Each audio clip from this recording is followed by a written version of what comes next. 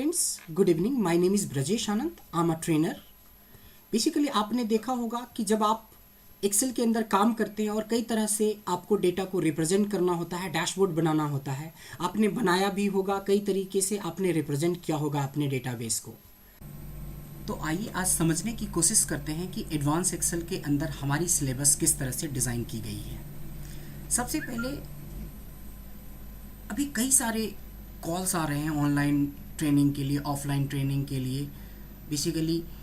तो उसमें advance Excel की इंक्वायरी में लोग जो सिलेबस बताते हैं, हमने भी कुछ क्वायरीज़ करी है, तो आप देखेंगे कि जो सिलेबस हम लोग डिस्कस करने वाले हैं उसका 20 to 25% और 30% मैक्सिमम लोग बताते हैं सिलेबस के बारे में। तो आप अंदाज़ा लगा सकते हैं कि किस लेवल तक आप लर्न कर पाएंगे। एडवांस एक्सेल के नाम पे आप हार्डली बेसिक एक्सेल सीख पाएंगे। चलिए, क्या डिफरेंस है इसको समझने के लिए हम लोग पूरे एडवांस एक्सेल के सिलेबस को समझने की कोशिश करते हैं। यहाँ पे advance Excel including basic Excel है, यानी कि जब हम एक्सेल सीखेंगे, एडवांस एक्सेल की बात होती है तो हमें बेसिक एक्सेल क्लियर होना चाहिए, तभी हम एडवांस एक्सेल, एमआईएस रिपोर्टिंग और डैशबोर्ड की बात कर सकते हैं। सो फिलहाल यहाँ पे हम लोग 3 लेवल पे पूरी चीज़ों को सीखेंगे। पहला लेवल है जिसका नाम है डेटा एंट्री। सो बेसिकली क्या होता है कि जैसा आपके पास डेटा होगा उसी तरह से आपकी एनालिसिस होगी। आपने डेटा रॉन्ग एंट्री कर रखी है तो आप कभी भी उसकी एनालिटिक्स या उसकी विजुअलाइजेशन करेक्ट नहीं कर पाएंगे। तो डेटा एंट्री बहुत इंपॉर्टेंट है। तो डेटा एंट्री का मतलब डेटा को कैसे हमें अरेंज करके रखना है, उसके अंदर जो डेटा क्लीनिंग का पार्ट है और भी जो ये छोटी छोटी चीज़ें हैं, ट्रिमिंग का पार्ट है, ये सारी चीज़ें को हम लोग डेटा एंट्री के अंदर रखते हैं। इसका सेकेंड पार्ट होता है जिसको हम लोग डेटा एनालिटिक्स बोलते हैं। एक्चुअली एडवांस एक्सेल ये है। डेटा एनालिटिक्स में क्या होता है कि एक्सेल के अंदर कई ऐसे बेहतरीन टूल हैं जिससे आप डेटा को बहुत बेहतर तरीके से प्रेजेंट कर पाते हैं। जैसे पाइवट है, चार्ट्स है, ग्राफ है, लुकअप के फंक्शन हैं, लॉजिकल फंक्शन है, फाइनेंशियल फंक्शन है। ये सारे फंक्शंस हम लोग डेटा एनालिटिक्स के अंदर सीखेंगे।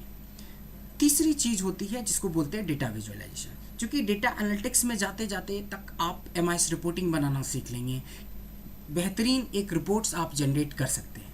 लेकिन फाइनल स्टेज क्या होता है कि जो रिपोर्ट आपने बनाया है उसको बहुत अच्छे तरीके से प्रेजेंट करना भी एक बहुत बड़ी चीज़ होती है। तो डेटा विजुअलाइजेशन में सिर्फ हम प्रेजेंटेशन नहीं सीखेंगे, हम एक एक बटन पे पूरी के पूरी एनालिसिस चेंज कर सकते हैं।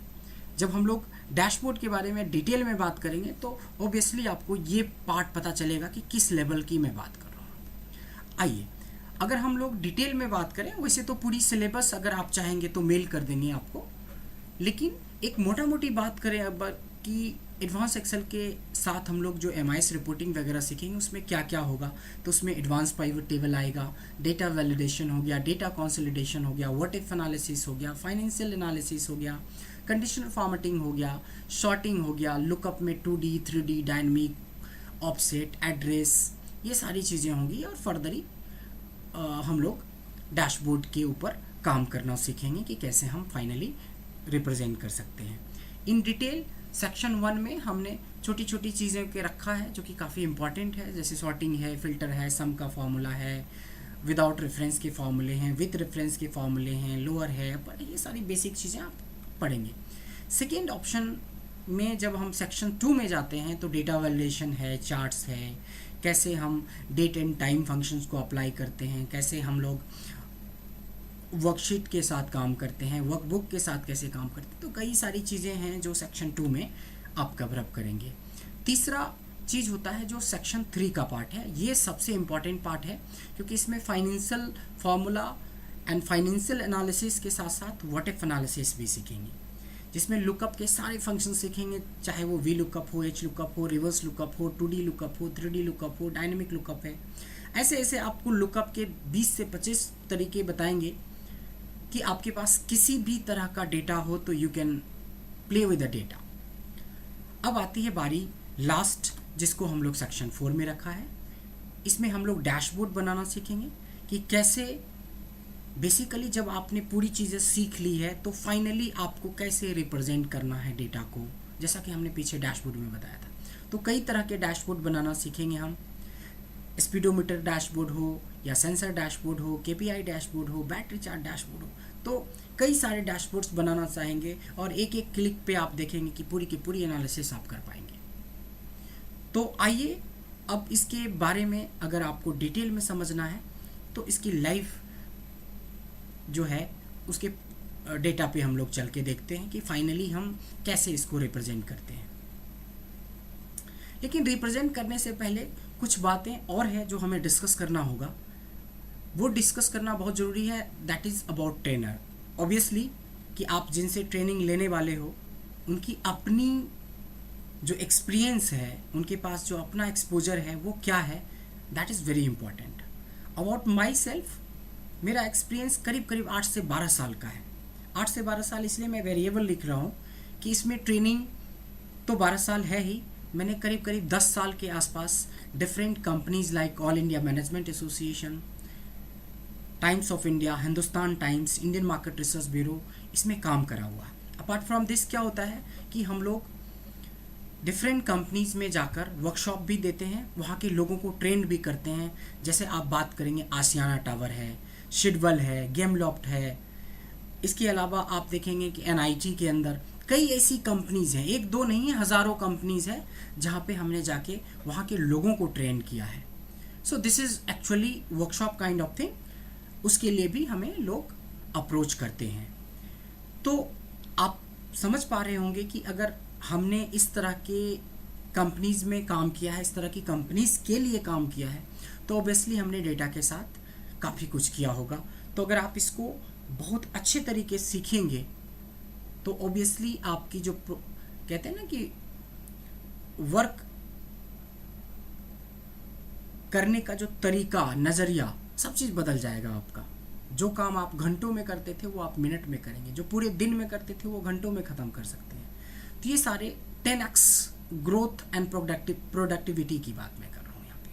आइए, कुछ लोगों ने ये भी जानने की कोशिश करी बेसिकली कि बेसिक टू एडवांस एक्सेल किन के लिए ज़रूरत है, किन लोगों को सीखना चाहिए।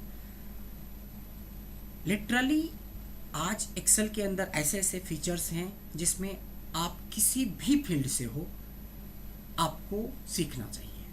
चाहे आप बीटेक इंजीनियर हो, कंप्यूटर साइंस के स्टूडेंट हो, आप सीनियर मैनेजमेंट में आप काम कर रहे हैं, आप बीपीओ में काम कर रहे हैं, आप एमएस के अंदर काम करते हैं, आप अकाउंट्स के अंदर हैं, आजकल सीए, सीएस, इन लोगों को इतने रिपोर्ट्स बनाने पड़ते हैं कि ये लोग भी आ रहे हैं सीखने के लिए। हमारे पास कम से कम 40 से 50 सीए होंगे जो अपने काम को ईजी करने के लिए अभी तक मिल चुके हैं और ट्रेनिंग ले चुके हैं, जिससे कि उनके काम में काफ़ी प्रोडक्टिविटी आ चुकी है। उसी तरीके से डेटा एनालिटिक्स की प्रोफाइल वाले लोग, किसी भी तरह के ओवरऑल आप किसी भी फील्ड से हो तो आपको एक्सेल सीखना चाहिए, या यूँ कहें कि एडवांस एक्सेल सीखना चाहिए। हाँ, ये डिपेंड करता है कि आप कहाँ से सीख रहे हैं, आपके ट्रेनर कैसे हैं, उनकी अपनी प्रोफाइल क्या है, तो ये मायने रखता है सीखने की। सो फाइनली अगर हम लोग अच्छे से एडवांस एक्सेल सीख पाएंगे तो अब हम ये समझने की कोशिश करें कि किस तरह की एनालिसिस कर सकेंगे, right. So first of all देखेंगे कि एक मैंने डेटा खोल रखा है। इस डेटा में आप देखेंगे कि यहाँ पे कुछ बच्चों के नाम हैं, उसकी एम्प्लॉय आईडी है और उसकी परफॉर्मेंस है 3 महीने की, राइट।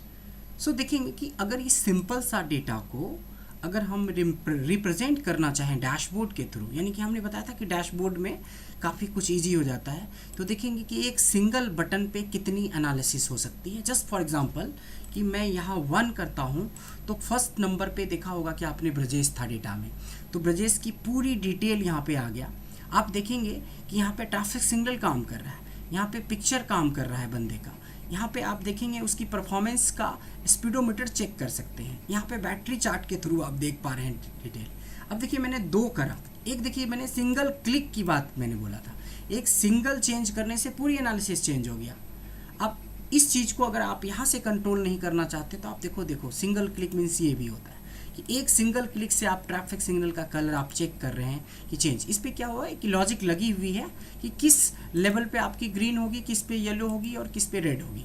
सो उसके हिसाब से चल रहा है। यहाँ पे आप स्पीडोमीटर पे ध्यान अगर देंगे तो स्पीडोमीटर देखेंगे कि लाइव स्पीडोमीटर आपके परफॉर्मेंस के हिसाब से चेंज हो रहा है। बैटरी चार्ट पे ध्यान देंगे तो बैटरी चार्ट देखेंगे कि आपकी चेंज हो रही है। अच्छा, आपने देखा कि इस चीज़ को मैं यहाँ से कंट्रोल कर पा रहा हूँ, इस चीज़ को आपने देखा कि मैं यहाँ से कंट्रोल कर पा रहा हूँ। सबसे इंटरेस्टिंग बात है कि अगर मैं चाहता हूँ कि ब्रजेश के नाम पे क्लिक करूँ तो पूरी एनालिसिस दिख जाए, तो ब्रजेश की पूरी एनालिसिस देख पा रहे हैं, आनंद की पूरी एनालिसिस देख पा रहे हैं, जैक की पूरी एनालिसिस देख पा रहे हैं। तो देखा कितना शानदार है। और ऑब्वियसली अगर आप इस लेवल पे अपने डेटाबेस को रिप्रेजेंट कर सकते हैं तो आपने एक्सेल सीख लिया या एडवांस एक्सेल सीख लिया है। आइए कुछ और डैशबोर्ड के बारे में मैं दिखाना चाहूँगा। जैसे कई बार क्या होता है कि आपके सामने कुछ डेटा आएगा, उस डेटा के अंदर जो प्रॉब्लम आती है, उसमें जो प्रॉब्लम आती है वो होती है कि बेसिकली सपोज 2016, 17 और 18 का डेटा पड़ा हुआ है। So if you want to compare your sales और योर परफॉर्मेंस, तो अगर मैंने देखिए सिंपली एक क्लिक पे सारा चीज़ होता है। देखिए 16 का पूरा डेटाबेस हमारे सामने आ गया, उसका रिपोर्ट्स बन के तैयार हो गया।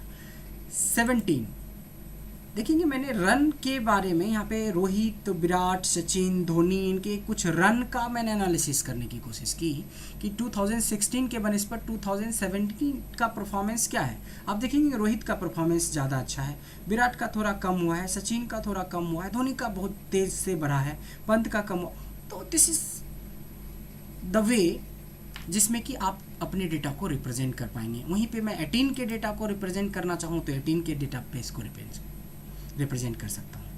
आइए एक और डैशबोर्ड मैं आपको दिखाने की कोशिश करता हूँ। इस डेटाबेस में क्या है कि सपोज हमारी कंपनी 3 स्टेट के अंदर या 3 सिटी के अंदर काम करती है, दिल्ली, मुंबई और नोएडा। देखेंगे कितना इंटरेस्टिंग है। दिल्ली पे मैं क्लिक करता हूँ, दिल्ली की पूरी परफॉर्मेंस रिपोर्ट बन जाता है। मुंबई हमने किया, देखेंगे मुंबई के सारे बंदे का रिकॉर्ड आ गया, यहाँ पे उसकी परफॉर्मेंस आ गई। नोएडा करते ही नोएडा के सारे बंदे का नाम आ गया और उसकी परफॉर्मेंस आ गई। तो एक सिंगल क्लिक पे आप देख रहे हैं कि पूरी की पूरी एनालिसिस चेंज हो रही है। तो बेसिकली एडवांस एक्सेल ये होता है। सेंसर डैशबोर्ड में क्या होगा कि एक डेटा है हमारे पास, जिसमें से अगर मैं कोलकाता के पास ले जाता हूँ कर्सर, तो देखेंगे कोलकाता का मैप और कोलकाता का पूरा डिटेल यहाँ पे ग्राफ तैयार हो चुका है। Just you have to move your cursor to Chennai, तो देखेंगे कि चेन्नई पे जाते ही चेन्नई की पूरी एनालिसिस तैयार हो गई। मैं मुंबई पे ले जा रहा हूँ, देखो आपको सिर्फ मैं मूव कर रहा हूँ, चाहे मैं दिल्ली पे रखूँ तो दिल्ली का, मुंबई पे रखूँ मुंबई का, चेन्नई पे रखूँ चेन्नई का। आप देख पा रहे हैं। आप सोचो कि इस तरह की अगर आप एनालिसिस कर पाएंगे तो मैं गारंटी के साथ बोल सकता हूँ कि आप एक बेहतरीन एनालिस्ट हो सकते हैं, एडवांस एक्सेल के बहुत अच्छे जानकार हो सकते हैं पूरी ट्रेनिंग के बाद। चलिए बेस्ट ऑफ लक, आप ज्वाइन करें। होपफुली अगर अभी भी कोई डाउट है तो डेफिनेटली मैं रिक्वेस्ट करूँगा कि आप एक live class, live demo class मेरे से ज्वाइन करें। Thank you for watching this video all throughout and giving your precious time. And if you like this video, you know what you have to do: like, share and subscribe.